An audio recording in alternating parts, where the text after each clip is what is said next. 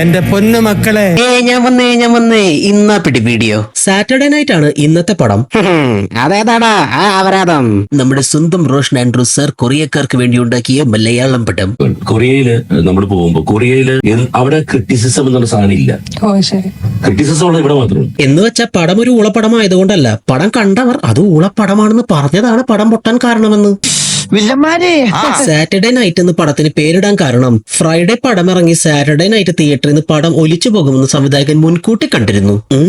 ദീർഘവീക്ഷണം. ലളിതമായിട്ട് ഈ പടത്തിന്റെ കഥ എന്താണെന്ന് ചോദിച്ചാൽ ഉത്തരമില്ല തമ്പുരാൻ. മനുഷ്യൻ മഹാജ്ഞാനത്തിന്റെ കൈലാസം കയറുമ്പോഴും അവന്റെ ഉള്ളിൽ ഉത്തരം കിട്ടാതെ മുഴങ്ങുന്ന ചോദ്യം. സാറ്റർഡേ നൈറ്റിന്റെ കഥ എന്ത്? അപ്പോ പടത്തിലേക്ക് കടന്നാൽ 4 പേർ: ജസ്റ്റിൻ, അജിത്, സ്റ്റാൻലി, സുനിൽ. അപ്പോ വാട്സ്ആപ്പ് ഗ്രൂപ്പിന്റെ പേര് ജാസ്. സൈജു ഗ്രൂപ്പിന്റെ അനീതിയോട് മോശമായി പെരുമാറിയവരോട് ബാക്കി 3 പേര് പോയി ഇടിയുണ്ടാക്കി കേസായപ്പോ അജോണൻ കുറ്റം ഞാനേറ്റോളം മച്ചാനേന്നും പറഞ്ഞ് ജയിലിലാകും. ഏത് ഒരു പെട്ടിക്കടയും ഇട്ട് കഷ്ടപ്പെട്ട് അവനെ നോക്കുന്ന ഒരു ചേട്ടനാണ് അവനുള്ളത്. എന്നിട്ടാണ് ആ വ്യാളി ഈ വക വേഷം കെട്ടൊക്കെ കാണിക്കുന്നത്. അല്ല, ഫ്രണ്ട്ഷിപ്പ് മൂവി എന്നുള്ള ആംഗിളിൽ ചിന്തിക്കുമ്പോൾ അജു വർഗീസ് പുണ്യാളനാണല്ലോ. ഏത് ആംഗിളിൽ നിന്ന് ചിന്തിച്ചാലും അവൻ ചെയ്തത് തൊട്ടിത്തരാണ്. ബട്ട് അജോണൻ ജയിലിൽ നിന്ന് ഇറങ്ങി വന്നപ്പോ സൈജോണന് വലിയ മൈൻഡ് ഒന്നുമില്ല. അവര് തിക് ഫ്രണ്ട്സ് ആണേ. ആയിക്കോട്ടെ. ഫ്രണ്ട്ഷിപ്പ് എന്നും പറഞ്ഞുള്ള കാട്ടിക്കൂട്ടലുകൾ ഇനി കാണാൻ പോകുന്നതേ ഉള്ളൂ. സൈജു കുറിപ്പ് നോക്കി വെച്ച പെണ്ണിനെ അതറിഞ്ഞുകൊണ്ട് തന്നെ സിജു വിൽസൺ പ്രപ്പോസ് ചെയ്യും. അവര് തിക് ഫ്രണ്ട്സ് ആണേ. ആയിക്കോട്ടെ. ആ വിഷമത്തിൽ ജസ്റ്റിൻ ഗ്രൂപ്പിൽ നിന്ന് ലെഫ്റ്റ് ചെയ്യും. ജസ്റ്റിൻ ഗ്രൂപ്പിൽ നിന്ന് ലെഫ്റ്റ് ആയാൽ ഗ്രൂപ്പിന്റെ പേര് പിന്നെ എന്തായിരിക്കും? സൈജു ഗ്രൂപ്പ് പ്രാരാബ്ദം സ്റ്റാർ ആയതുകൊണ്ട് ക്യാഷ് ആവശ്യം വന്നപ്പോ ആ പെണ്ണിന്റെ തന്നെ സിജു വിൽസൺ ക്യാഷ് വാങ്ങി കൊടുക്കും. ബട്ട് സൈജോണ്ടൻ ക്യാഷ് തിരിച്ചു കൊടുക്കില്ല. അവര് തിക് ഫ്രണ്ട്സ് ആണേ. ആയിക്കോട്ടെ. ഇതിങ്ങനെ തിക് ഫ്രണ്ട്സ് ആണ് ഇടയ്ക്കിടെ പറയണ്ട. ഇവന്മാരുടെ കാട്ടിക്കൂട്ടലുകൾ കണ്ട ഇവന്മാര് ഫ്രണ്ട്സ് ആണെന്നുള്ള കാര്യം നമ്മൾ മറന്നു പോകും തോന്നിയോണ്ടാണ്. ഇതൊക്കെയായിട്ടും സിജു വിൽസന്റെ ആ റിലേഷൻഷിപ്പ് പൊളിക്കാൻ ഇവരുടെ വാട്സ്ആപ്പ് ഗ്രൂപ്പിൽ വന്ന വൾഗറായ സിജു വിൽസന്റെ ഒരു വോയിസ് നോട്ട് സിജു വിൽസന്റെ ഗേൾ ഫ്രണ്ടിന് സൈജു ഗ്രൂപ്പ് തന്നെ അയച്ചു കൊടുക്കും. പ്രാരാബ്ദം സ്റ്റാർ ഇവരുടെ തന്നെ വേറെ ക്ലാസ്മേറ്റ്സിന്റെ. ഇവനൊക്കെ ഏതാണ്? ഇതാണ് ഇപ്പൊ പറഞ്ഞ ക്ലാസ്മേറ്റ്സ്. നല്ല പ്രായണ്ടല്ലേ, വല്ല പണിക്ക് പോയിക്കൂടെ? എനിവേ അവരുടെ കടം വാങ്ങിച്ച് തിരിച്ചു കൊടുക്കാത്തതിന് സൈജു കുറിപ്പിനെ അവർ ഷട്ടി പുറത്തു നിർത്തും. ആ ട്രോമയിൽ സൈജു അണ്ണൻ ഒരാഴ്ച ഇരുട്ടുമുറിയിൽ ഇരുന്നു. നമ്മളൊക്കെ ആണെങ്കിൽ കൂട്ടുകാരന്റെ വിഷമം സെറ്റാക്കാൻ ഒന്ന് ആശ്വസിപ്പിക്കാൻ നോക്കും. ബട്ട് ഇവര് കൂൾ ഫ്രണ്ട്സ് ആയതുകൊണ്ട് ഇവനുണ്ടായ ഇൻസൾട്ട് നമ്മുടേത് കൂടിയാകും. ന്യൂഡായിട്ട് മൈസൂർ നഗരത്തിലൂടെ നമ്മൾ ഓടും. നിങ്ങളുടെ ആ നോട്ട് ഷോ ഒന്ന് ഒഴിവാക്കാനായി ഞങ്ങള് വേണമെങ്കിൽ ഒരു 5 പേര് കൂട്ടി ആത്മഹത്യ ചെയ്യാൻ മോനെ. ഇതൊന്നും പോരഞ്ഞിട്ട് ഇവരൊക്കെ കൂടി സിജു വിൽസനെ പിരികേറ്റി രാത്രി അവന്റെ മുതലാളിയുടെ മോളുടെ റൂമിൽ കയറി അവളുടെ ഒരു ഡ്രസ് ഇട്ട് പുറത്തു വരാൻ ബെറ്റ് വെക്കും. നിങ്ങൾ ഇതിൽ ഫ്രണ്ട്സ് അല്ലടാ, ഒരു ഫണ്ണൊക്കെ വേണ്ടടാ. അങ്ങനെ അവൻ റൂം മാറി കയറി മുതലാളിയുടെ ഡ്രസ് ഇട്ട് മുതലാളിയുടെ മുമ്പിൽ തന്നെ പോയി ചാടും. ഈ വ്യാളി കൂടെ തന്നെ ഉണ്ടല്ലോ, അവൻ അപ്പൊ തന്നെ പറയും ഇതിനുള്ള പ്രായശ്ചിത്തം ഇവൻ ചെയ്തിരിക്കും എന്ന് വെച്ചാ കൂട്ടുകാരന്റെ ഇഷ്ടമൊന്നും നോക്കണ്ട, മുതലാളിയുടെ മോളെ അവൻ അങ്ങ് കെട്ടുമെന്ന്. ഇതുപോലൊരു വ്യാളി കൂട്ടുകാരൻ മതി ജീവിതം നശിച്ച് നാറാണക്കല്ലെടുക്കാൻ. സോ ആ കല്യാണത്തോടു കൂടി ഇവർ തെറ്റിപ്പിരിഞ്ഞു. നല്ല കാര്യം. നെവിൻ പോളി ഇതിൽ റിച്ച് ആണ്. ഇതൊന്നും പോരാഞ്ഞിട്ട് ഇപ്പൊ പൈലറ്റ് ആയി സെലക്ഷനും കിട്ടിയിരിക്കുകയാണ്. ബട്ട് ഫ്രണ്ട്ഷിപ്പ് വിട്ടൊരു കളിയില്ലല്ലോ. കൂട്ടുകാര് സെറ്റിൽ ആവാതെ പുള്ളി പണിക്ക് പോവില്ല എന്നാണ് പറയുന്നത്. ഒടുക്കം കലിപ്പൊക്കെ മാറ്റിവെച്ച് നിവിന്റെ മുമ്പിൽ കൂട്ടുകാരെ പോലെ അഭിനയിക്കാൻ സൈജുവും സിജുവും തീരുമാനിക്കും. സൈജു, സിജു ഇവര് കൂളായ പിന്നെ ഇവരുടെ സംസാര ശൈലി മൊത്തം അങ്ങ് മാറും. എന്ത് പറഞ്ഞാലും ഒരു മാൻ മാൻ മാൻ മാൻ. എന്നിട്ട് സൈജു അണ്ണൻ പാർട്ടി സോങ് വെച്ചൊരു ഡാൻസ് തുടങ്ങും.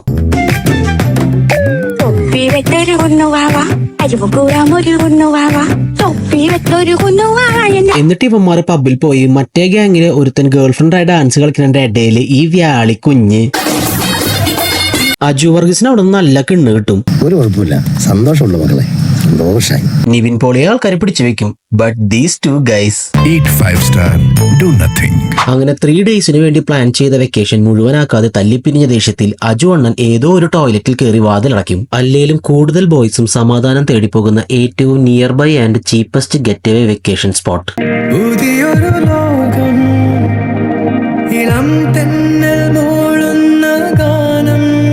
അവിടെ നിന്ന് കുറെ വർഷങ്ങൾക്ക് ശേഷം സൈജു കുറുപ്പ് ഒരു റിച്ച് ഗേൾ ഫ്രണ്ടിന്റെ അടിമയായി ഏതോ ഒരു ഗൾഫ് നാട്ടിൽ തട്ടിമുട്ടി ജീവിച്ചു പോകുമ്പോ ദാ വരുന്നു മുതല്. വിസയില്ലാത്ത 2 പാകിസ്ഥാനികൾക്ക് വിസ സെറ്റാക്കി കൊടുക്കാൻ പറഞ്ഞ് സൈജു അണ്ണന്റെ അടുത്തേക്ക്. ഇവരെ പിടിക്കാൻ പോലീസ് പുറകെ. അങ്ങനെ സൈജുവിന്റെ വണ്ടിയിൽ എസ്കേപ്പ് ആകാൻ നോക്കുന്നതിനിടയിൽ പോലീസ് പിടിക്കും. അപ്പോഴേക്കും അജു അവിടെ നിന്ന് മുങ്ങി. സൈജുവിന് അവിടുത്തെ ചാട്ടവാറുടെ ശിക്ഷയും കിട്ടി. ഇതുപോലെ ഒരു ഒറ്റ കൂട്ടുകാരൻ മതി ജീവിതം മാറി മറിയാൻ. അജുവിനെ കണ്ടുപിടിച്ച് ഇവന്റെ നിരപരാധിത്വം തെളിയിക്കാനായി നാട്ടിലേക്ക് കെട്ടിയെടുക്കും. അങ്ങനെ അജുവിനെ കണ്ടുപിടിക്കാൻ നേരെ ചെന്ന് സിജുവിനെ മീറ്റ് ചെയ്ത് അവിടെ കിടന്ന് തല്ലുകൂടും. കൊറിയയിലത്തെ ഫ്രണ്ട്സ് ഒക്കെ അങ്ങനെ. ജസ്റ്റ് ആ ഒരു അടി കണ്ടതിന് സിജുവിന്റെ ഭാര്യയ്ക്ക് അവന്റെ എല്ലാ ഫ്രണ്ട്സിനെ കുറിച്ചും അപ്പൊ തന്നെ അറിയണം. എന്തിനാ ഡയറക്ടറെ അങ്ങനെ ഒരു പ്ലോട്ട്? വെറുതെ ഒരു രസത്തിന്, ഒരു തമാശക്ക്. അങ്ങനെ അജുവിനെ കണ്ടുപിടിക്കാൻ നിവിന്റെ അടുത്തെത്തും. എന്നിട്ട് വർഷങ്ങൾക്ക് മുമ്പ് നടക്കാതിരുന്ന വെക്കേഷൻ വീണ്ടും പ്ലാൻ ചെയ്യും. പിന്നെ ഇവരൊന്ന് കണ്ടുമുട്ടിയ ഒരു ഡാൻസ്. അത് നിർബന്ധം.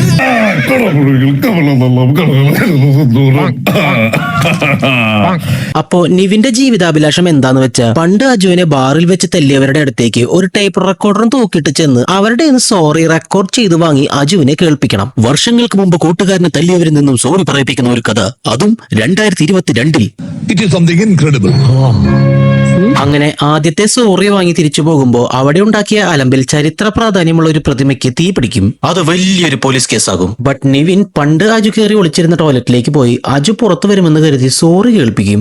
ജ്യോതിയും വന്നില്ല, തീയും വന്നില്ല, ഒരു മണ്ണാങ്കട്ടിയും വന്നില്ല. ഫ്രണ്ട്ഷിപ്പ് മൂവി അല്ലേ, നിവിന് കുറച്ചുകൂടി ഫ്രണ്ട്സിനെ അങ്ങോട്ട് കൊടുത്താലോ? യോ ഇനിയും ഫ്രണ്ട്സാ? അത് കുറെ കാലൊക്കെ അങ്ങനെയാ, ഫ്രണ്ട്സ് മൊത്തത്തിൽ നിറഞ്ഞു തുളുമ്പണം. അങ്ങനെ പുതിയ കുറെ എണ്ണം കെട്ടിയെടുക്കും. നിവിൻ അവരെ ഒരു വർണ്ണപ്പട്ടമായി വരവേൽക്കും. അപ്പൊ കൂട്ടത്തിൽ ഒരുത്തം വന്ന് പ്രഖ്യാപിക്കും, പണ്ട് ഞാനൊരു കുടിയനായിരുന്നു, ബട്ട് എനിക്കിപ്പോ കള്ളൊന്നും കുടിക്കേണ്ട കാര്യമില്ല. നിവിൻ പോലെയുടെ സാറ്റർഡേ നൈറ്റ് കണ്ടാ മതി, എന്റെ തലയൊക്കെ താനെ പെരുത്ത് കയറി വെട്ടിയിട്ട ബായത്തണ്ട് പോലെ ബോധം കിട്ടി ഞാൻ ഉറങ്ങുമെന്ന്. എന്നിട്ട് 2 കുപ്പി കള്ളം കുഴിച്ചു കളയും. നീ നന്നായത് നന്നായി, എന്തിനാ 2 കുപ്പി കള്ളം ഒഴിച്ചു കളയണേ?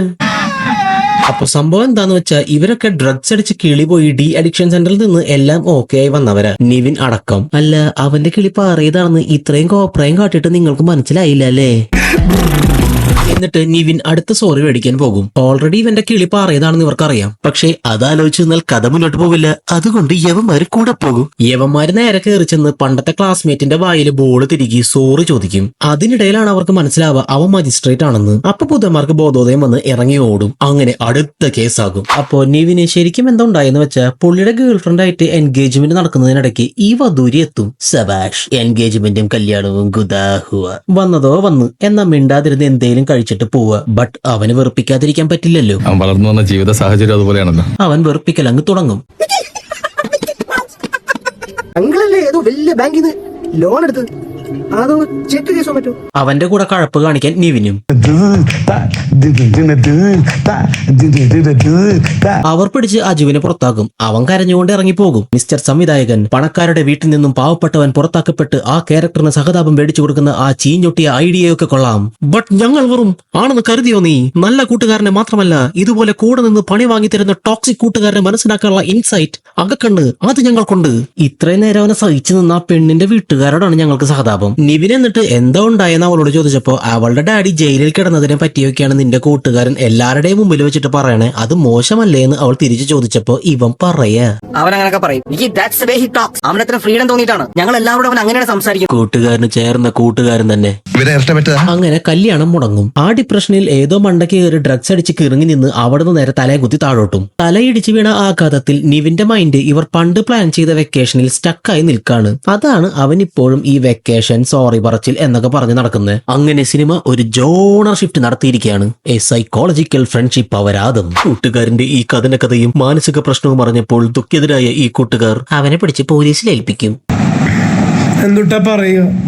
പിന്നെ പ്രത്യേകിച്ച് കാരണമൊന്നുമില്ലാതെ അവിടെ നിന്ന് ഒരു പാട്ടങ്ങ് കഴിഞ്ഞപ്പോ കൂട്ടുകാരുടെ മനസ്സങ്ങ് മാറും. വേണമെങ്കിൽ ആ കാരണം കൂടി കാണിച്ച് പടം ഒന്ന് സ്ട്രോങ് ആക്കാം. വേണ്ട. എന്നിട്ട് പോലീസ് സ്റ്റേഷനിൽ പോയിട്ട് പറയും മജിസ്ട്രേറ്റ് ഞങ്ങളുടെ ഫ്രണ്ട് ആണെന്ന്. അപ്പൊ പോലീസുകാരൻ പറയും, ആക്ച്വലി ഹി ഈസ് മാഡ്. ഉള്ളിൽ കിടക്കുന്നവനും പ്രാന്ത്, ഇവർ പറയുന്നു ഇവർക്കും പ്രാന്തെന്ന്. ഭ്രാന്ത് പിടിച്ച പോലീസുകാർ അപ്പൊ തന്നെ പറയും, വേറെ ഏതോ യൂണിവേഴ്സ് ആണ് മക്കളെ. അങ്ങനെ പോലീസിന്റെ കൂടെ അവർ മജിസ്ട്രേറ്റിന്റെ വീട്ടിലേക്ക് പോണ വഴിക്ക് ഫണ്ണായിട്ട് ഒരു കടയും ഇടിച്ച് നശിപ്പിച്ച് ഒരു ലോറിയിലെ വാട്ടർ ക്യാൻ മൊത്തം റോഡിലാക്കി ഡി അഡിക്ഷൻ ടീമിന്റെ കൂടെ പാർട്ടിക്ക് പോകും. ഓ, ഫ്രണ്ട്ഷിപ്പ് ഫണ്ണിന്റെ. അതായത് ഇപ്പൊ പ്രതിമ കത്തിച്ച കേസ്, മജിസ്ട്രേറ്റിനെ കെട്ടിയിട്ട കേസ്, പോലീസിൽ നിന്ന് ചാടിപ്പോയ കേസ്, റോഡിലുണ്ടാക്കിയ പ്രശ്നങ്ങളൊക്കെ മറ്റൊരു കേസ്, എന്നിട്ട് പാർട്ടിക്ക് പോയേക്കണു.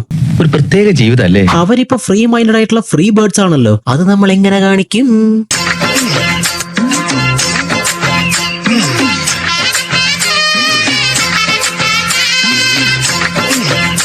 നല്ല ഫോഴ്സ്ഡ് ആയിട്ട് തോന്നിയുണ്ട്. ഒറിജിനൽ ആണെന്ന് പറയില്ല, അത്ര ആർട്ടിഫിഷ്യൽ ആയിട്ട്. എന്നിട്ട് സിജുവും സൈജുവും വളരെ വെറൈറ്റി പൊസിഷനിലൊക്കെ ബൈക്കിൽ പോകും. എന്നിട്ട് റോഡിൽ ന്യൂഡായി ഓടാൻ റെഡി ആയിക്കൊണ്ടിരിക്കുമ്പോൾ പോലീസ് പൊക്കി ഇവരുടെ ക്ലാസ്മേറ്റ് ആയ മജിസ്ട്രേറ്റിന്റെ അടുത്ത് കൊണ്ടുപോകും. അവിടെ ഇവന്മാര് കൂൾ ഫ്രണ്ട്സ് ആണെന്ന് കാണിക്കാനുള്ള തത്രപ്പാട്. Only 15 വർഷം cool.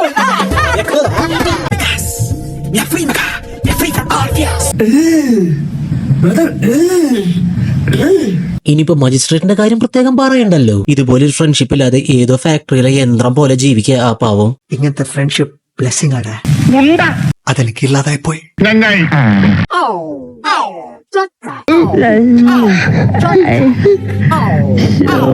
എന്നിട്ട് മജിസ്ട്രേറ്റിന്റെ കൂടെ ഡാൻസ് ഒക്കെ കളിച്ച് അവിടുന്ന് അജുവിനുള്ള സോറിയൊക്കെ വാങ്ങി ഇറങ്ങും. ബൈ ദ വേ മജിസ്ട്രേറ്റ് കേസുകളൊക്കെ വായുവിൽ എഴുതി കളഞ്ഞു. വല്ലാത്ത ജാതി സ്ക്രിപ്റ്റ് തന്നെടോ. എന്നിട്ട് അവിടുന്ന് അടുത്ത പാർട്ടിക്ക് പോകും. ഇത്രയും പാർട്ടികൾ കൂടി നടക്കുകയാണെങ്കിൽ കാപ്പി ഇടാൻ പോലും സമയം കിട്ടി കാണില്ലല്ലോ. ആ പാർട്ടി കണ്ടോണ്ടിരിക്കുമ്പോ ഗ്രേസ് ചേച്ചി പറയാണ്, എന്ത് എൻജോയ്മെന്റ് അല്ലേ. അസുഖമാണെന്ന് പറഞ്ഞാലും ഇതൊരു വല്ലാത്ത രസമുള്ള അസുഖമായിപ്പോയി. എന്റെ തൊലി ഉരിഞ്ഞു പോവും എന്റെ പൊന്നു മക്കളെ. എന്നിട്ട് അജുവണ്ണം വരും. അവര് മൈസൂർ നഗരത്തിലൂടെ ന്യൂഡായി ഓടും. ശുഭം. പറയാൻ മറന്നു, ഇതില് സാനിയ അയ്യപ്പനുണ്ട്. പുള്ളിക്കാരുടെ റോളെന്ന് വെച്ച എന്താ പറയാ.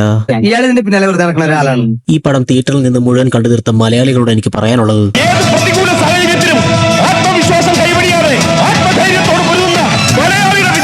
എന്തായാലും റോഷൻ സാർ കൊറിയക്കാർക്ക് വേണ്ടി ഇറക്കിയ ഐറ്റം അല്ലേ. വരൂ നമുക്ക് കൊറിയൻ ഡബ് ഒന്ന് ട്രൈ ചെയ്യാം. 그의 삶은 안정되었고 이제 그는 우리를 지시하고 싶어합니다. 스탠리한테 그런 말 하지마. 당신은 그의 폐기물을 먹고 있기 때문에 그를 두려워할 수도 있지만 우리는 그렇지 않습니다. 낭비하다. 그에게 사과하다.